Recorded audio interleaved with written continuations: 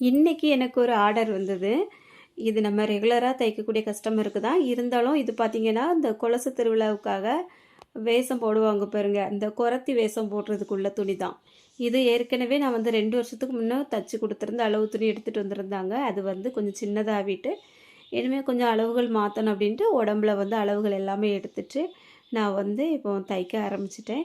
இந்த துணி பார்க்குறதுக்கு எவ்வளோ அழகாக இருக்குது பாருங்கள். தைக்கும்போதும் அவ்வளோ ஒரு சந்தோஷமா இருந்தது. ஏன்னா ஒரு சில கிளாத் எல்லாம் தைக்கிறதுக்கு அந்த அளவுக்கு நல்லா இருக்காது. இது என்னவோ தெரியல. கொஞ்சம் உடம்புக்கு முடியாம ஒரு அ எப்படி தைக்க அப்படின்னு தான் ஆரம்பிக்கவே செஞ்சேன். இருந்தாலும் பரவால்ல. துணிய வந்து கையில எடுத்தா தான் தெரியும். எப்படி கட் பண்ணி எப்படி தைச்சேன் அப்படிங்கிறதே தெரியாது. அந்த அளவுக்கு விறுவிறுவிறுன்னு வேலை ஓடிட்டு. ஆனா ஒவ்வொரு இடங்கள்லயும் நம்ம வந்து ஒரு ரசனையா இந்த மாரி பார்த்து பார்த்து தைச்சோம் அப்படின்னா தான் இந்த மாதிரி ஒரு நல்ல துணிகள் வந்து ரெடி பண்ண முடியும். ஆனா நெறைய பேரு நெனைக்கிறது டெய்லர் அப்படின்னாலே அவங்களுக்கு வந்து ரூவா மட்டும் தான் தேவை அப்படின்னு நெனைச்சிட்டு இருக்காங்க. அப்படி எதுவுமே கிடையாது. ஒவ்வொரு இடங்கள்லயும் நம்ம எந்த மாரி நுணுக்கம் குடுக்கணும், எவ்வளவு தெளிவா தைக்கணும் அப்படிங்கிறத ரசிச்சு தைச்சா மட்டும் தான் ஒரு டெய்லரால இந்த மாரி நல்ல துணிகள் வந்து தைக்க முடியும்.